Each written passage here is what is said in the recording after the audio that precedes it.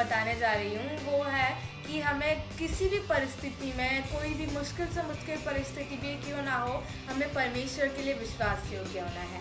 हम लोग बाइबल में से निकालेंगे दानियल उसका 3रा अध्याय। हम लोग इस घटना को काफ़ी अच्छी तरीके से जानते हैं, हम लोग ने इसे कई बार पढ़ा भी होगा। इसके अंदर शद्रक, मेशक और अबेदनगो के बारे में बताया गया है, जिसके अंदर जो राजा रहता है, नबूकदनेस्सर जो राजा है, वो एक मूर्ति को बनवाता है और एक बहुत ही बड़ी सोने की मूर्ति को बनवाता है और एक आज्ञा को निकलवाता है कि जो भी जब कभी भी नगाड़े बजवाए जाएंगे तब हर एक व्यक्ति, उनके राज्य का हर एक व्यक्ति उस मूर्ति की उपासना करेगा, उस मूर्ति को झुक करके दंडवत करेगा। और जो शद्रक, मेशक और अबेदनगो है वो परमेश्वर के साथ चलने वाला व्यक्ति है।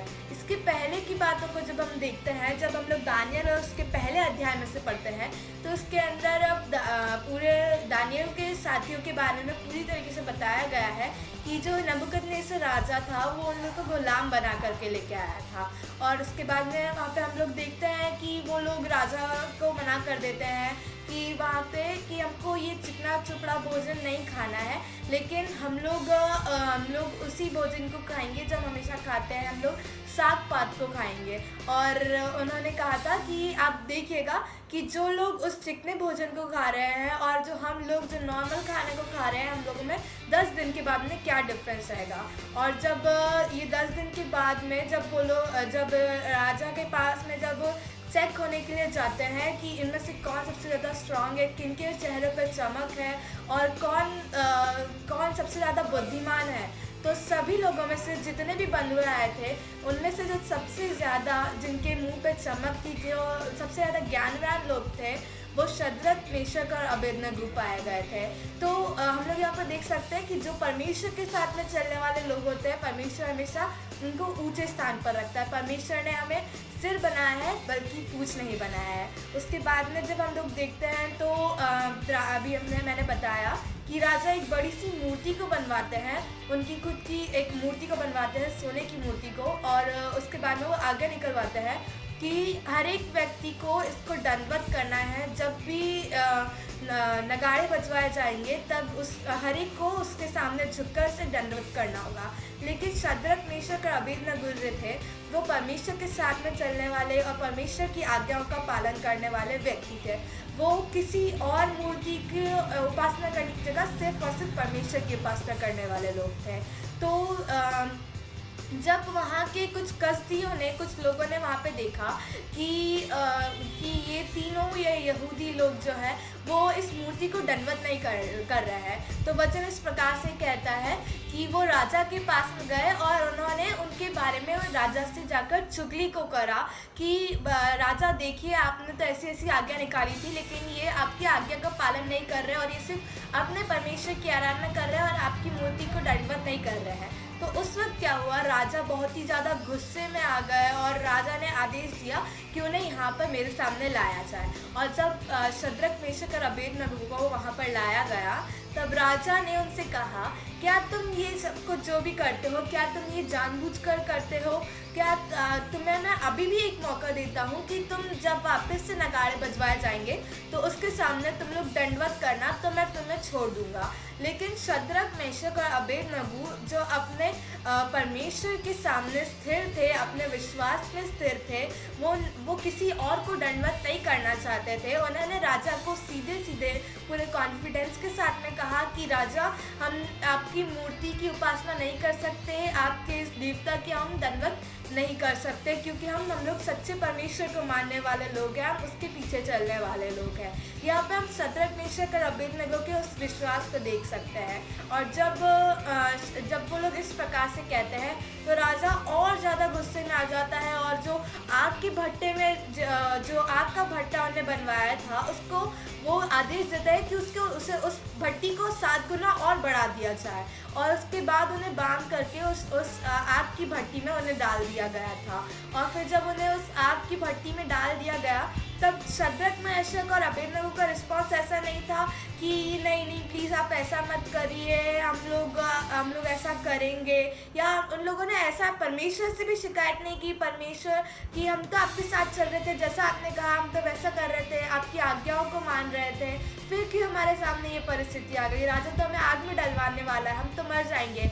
ऐसा करके उन्होंने नहीं कहा, लेकिन उन्होंने पूरे कॉन्फिडेंस के साथ में कहा कि चाहे हम मर भी जाए तो भी हम सिर्फ और सिर्फ हमारे सच्चे परमेश्वर की उपासना तो करेंगे। तो जब उन्हें उस आग के अंदर डाल दिया गया तो राजा वहाँ पर कहता है, तो अपने सिपाहियों से कहता है कि क्या हमने यहाँ पे सिर्फ इस भट्टी में 3 लोगों को नहीं डाला था? तो बोलता है हाँ आप सच कहते हैं राजा। तो बोलता है तो फिर यहाँ पे मुझे 4 लोग अब यहाँ पे मुझे क्यों दिख रहा है? और यहाँ पे हम लोग देख सकते हैं वचन में लिखा हुआ है, राजा कहता है कि यहाँ पे मुझे ये 4 लोग इस भट्टी के अंदर टहलते हुए क्यों नजर आ रहे हैं। मतलब हम लोग इस देख सकते हैं कि इतनी मुश्किल परिस्थितियों में भी वो किसी बिना टेंशन के उस आग की भट्टी के अंदर टहल रहे हैं। हालेलुया।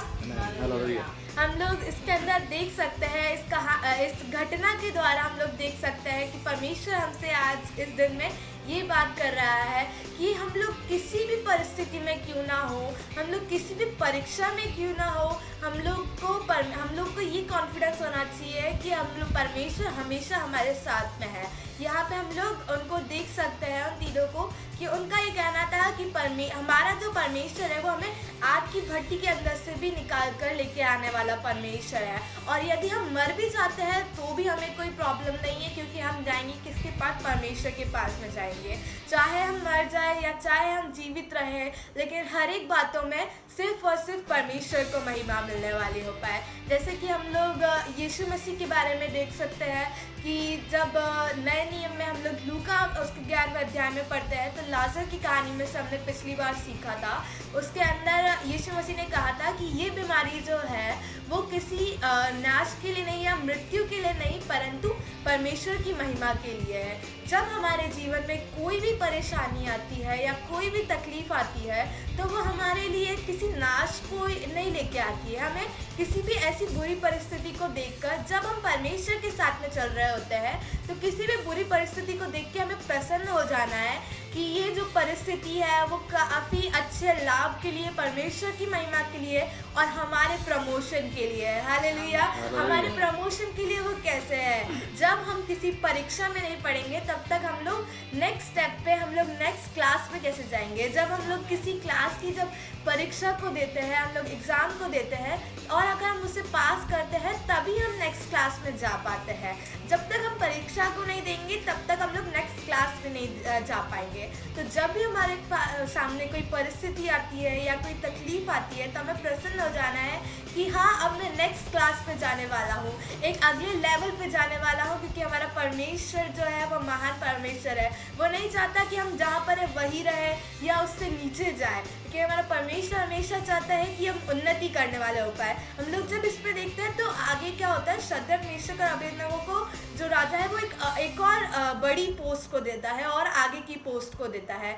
और यहाँ पे बाद में यहाँ पे लिखा हुआ है कि जब राजा शद्रक, मेशक और अबेदनगो को बाहर आने को कहता है तो वहाँ पे राजा भी विश्वास करता है, राजा भी जान जाता है कि शद्रक, मेशक और अबेदनगो का जो परमेश्वर है वो महान परमेश्वर है, उसके लिए हर एक कार्य संभव है। तो जब हम किसी परिस्थिति में पढ़ते हैं तो वो सिर्फ हमारे लिए प्रमोशन का कारण या सिर्फ परमेश्वर के लिए महिमा का कारण नहीं, लेकिन दूसरे लोगों के लिए उद्धार का कारण भी बन जाता है। हम लोग जब परमेश्वर के साथ में चलते हैं और जब हम लोग किसी परीक्षा में पढ़ते हैं तो जो हमारे आसपास के लोग हैं वो सोच सकते हैं अरे वो तो बेचारा इस परिस्थिति में पड़ गया है, वो तो वहाँ पर है, अब क्या होगा। लेकिन और वो ये भी सोचते हैं कि वो तो परमेश्वर के साथ में अपने महान परमेश्वर के साथ में चलने वाले लोग थे, तो फिर वो इस परिस्थिति में क्यों पड़ गए। लेकिन जब हम उस परिस्थिति में से ऊपर आते हैं और जब बाकी लोग परमेश्वर की उस महिमा को देखते हैं तो वो भी परमेश्वर से क्या परमेश्वर के ऊपर विश्वास करने वाले हो पाते हैं कि हाँ, इनका परमेश्वर महान परमेश्वर है, उसके लिए कोई भी कार्य असंभव नहीं है। तो हमें इस बात को लेकर के खुश हो जाना है कि आज भी यदि हम किसी मुश्किल परिस्थिति में हैं तो उसके द्वारा हमारा कोई नुकसान नहीं, लेकिन सिर्फ और सिर्फ परमेश्वर की महिमा होने जा रही है और बहुत सारे लोग उद्धार में आने वाले हो पा रहे हैं। हालेलुया। मैं विश्वास करती हूँ कि आज के इस वचन के द्वारा परमेश्वर ने आप सभी से बातचीत करी होगी। जय मसीह।